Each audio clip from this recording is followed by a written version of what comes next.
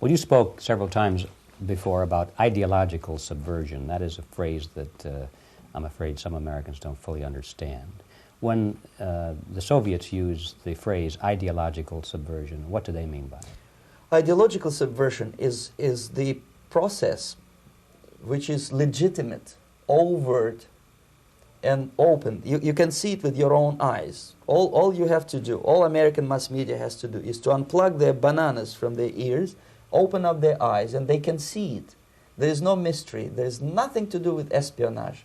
I know that espionage, intelligence gathering, looks more romantic. It sells more deodorants through the advertising, probably. That's why your Hollywood producers are so crazy about James Bond type of thrillers. But in reality, the main emphasis of the KGB is not in the area of intelligence at all.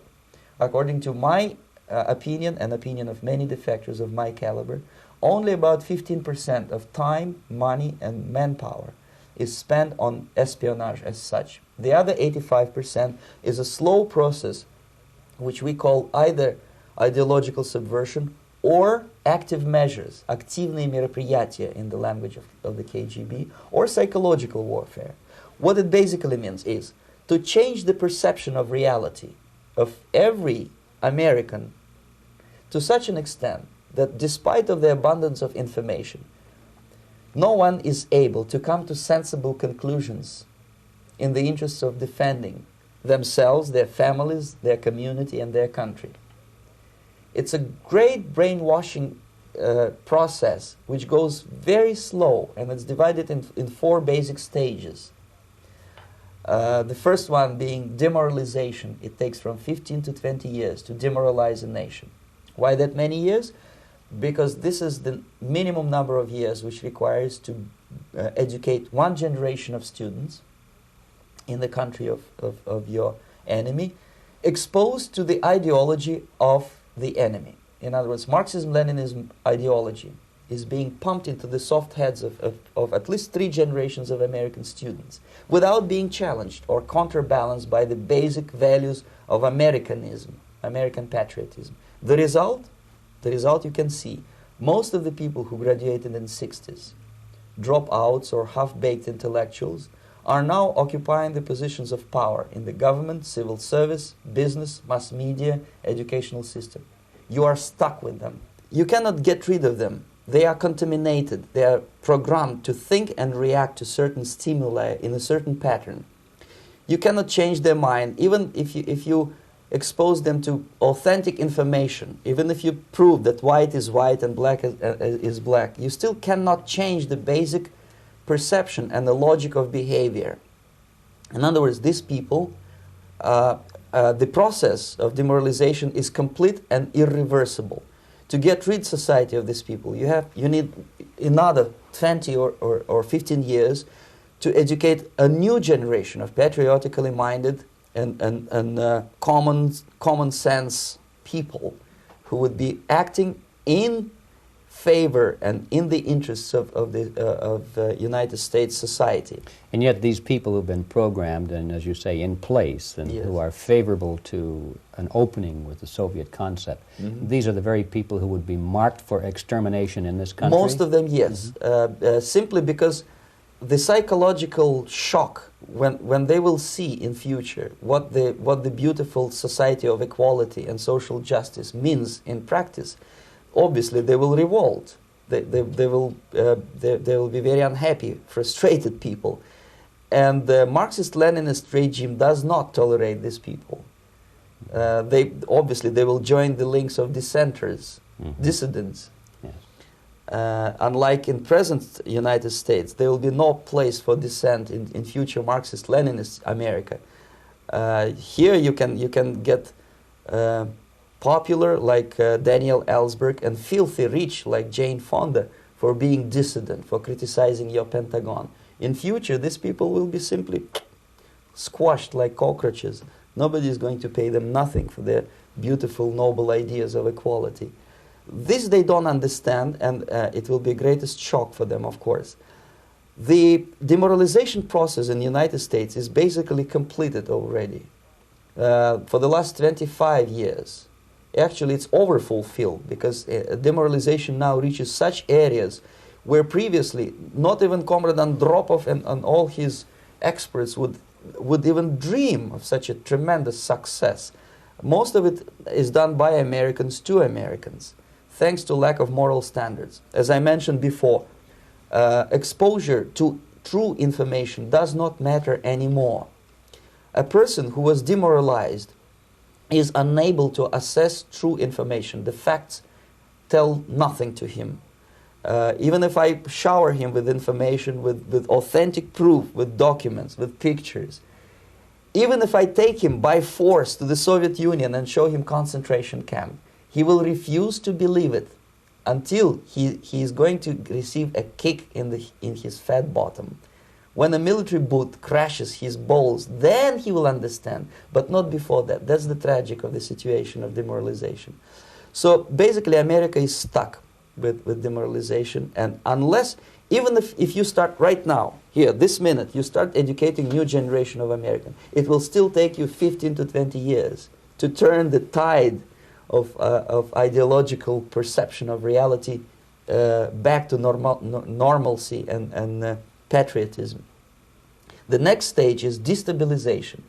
This time, subverter does not care about your ideas and the patterns of your consumption. Whether you eat junk food and get fat and flabby, doesn't matter anymore. This time, and it takes only from 2 to 5 years to destabilize a nation, what matters is essentials: economy, foreign relations, defense systems. And you can see it quite clearly that in some areas, in such sensitive areas as defense and economy, the influence of Marxist-Leninist ideas in the United States is absolutely fantastic. I could never believe it 14 years ago when I landed in this part of the world, that the process will go that fast. The next stage, of course, is crisis. It may take only up to 6 weeks to bring a country to the verge of crisis. You can see it in Central America now. And after crisis, with a violent change of power, structure, and economy, you have so-called the period of normalization. It may last indefinitely. Normalization is a cynical expression borrowed from Soviet propaganda. When the Soviet tanks moved into Czechoslovakia in '68, Comrade Brezhnev said, "Now the situation in brotherly Czechoslovakia is normalized." This is what will happen in the United States if you allow all these schmucks to bring the country to crisis, to promise people all kind of goodies and the paradise on earth, to destabilize your economy, to eliminate the principle of free market competition, and to put a big brother government in Washington, D.C., with benevolent dictators like Walter Mondale, who will promise lots of things, never mind whether the promises are fulfillable or not. He will go to Moscow to kiss the bottoms of new generation of Soviet assassins. Never mind. He will create false illusions that the situation is under control. Situation is not under control. Situation is disgustingly out of control. Most of the American politicians, media, and educational system trains another generation of people who think they are living at a peacetime. False. United States is in the state of war, undeclared total war against the basic principles and the foundations of this system. And the initiator of this war is not Comrade Andropov, of course. It's the system. However ridiculous it may sound, the world communist system or the world communist conspiracy, whether I scare some people or not, I don't give a hoot. If you are not scared by now, nothing can scare you. But you don't have to be paranoid about it. What actually happens now, that unlike myself, you have literally several years to live on unless the United States wake up. The time bomb is ticking. With every second, the disaster is coming closer and closer. Unlike myself, you will have nowhere to defect to, unless you want to live in Antarctica with penguins. This is it. This is the last country of freedom and possibility. Okay, so what do we do? What is your recommendation to the American people?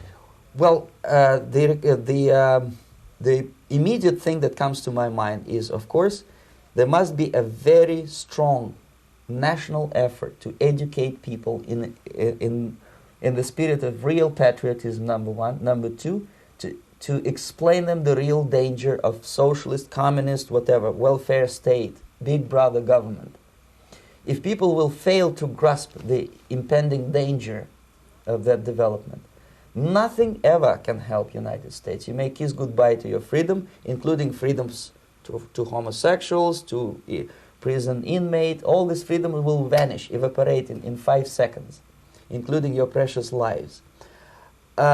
The second thing, the moment at least part of United States population is convinced that the danger is real, they have to force their government. And I'm not talking about sending letters, signing petitions, and all this beautiful, noble activity. I'm talking about forcing United States government to stop aiding communism.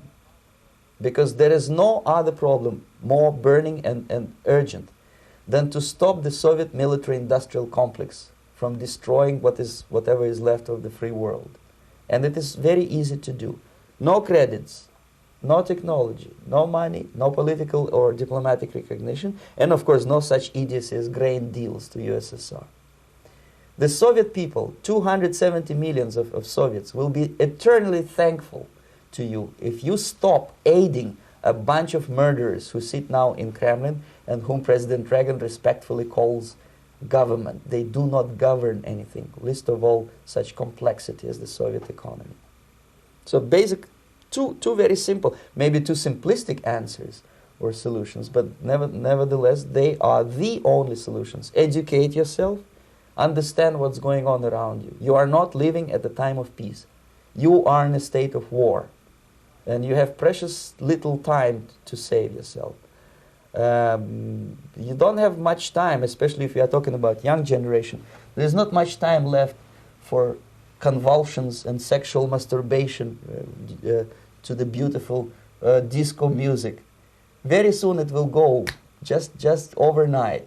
If we are talking about capitalists or wealthy businessmen, I think they are selling the rope on which they will hang very soon. If they don't stop, if they cannot curb their unsettled desire for profit, and if they keep on trading with the monster of the Soviet communism, they are going to hang very soon. And they will pray to be killed, but unfortunately they will be sent to Alaska probably to manage industry of slaves. It's simplistic. I know it sounds unpleasant. I know Americans don't like to listen to things which are unpleasant. But I have defected not to tell you the stories about such idiocy as microfilm, James Bond type espionage. This is garbage. You don't need any espionage anymore. I have come to talk about survival. It's a question of survival of this system. You may ask me, what is it in for me? Survival, obviously, because unlike, as I said, I am now in your boat. If we sing together, we'll sing beautifully together. There is no other place on this planet to defect to.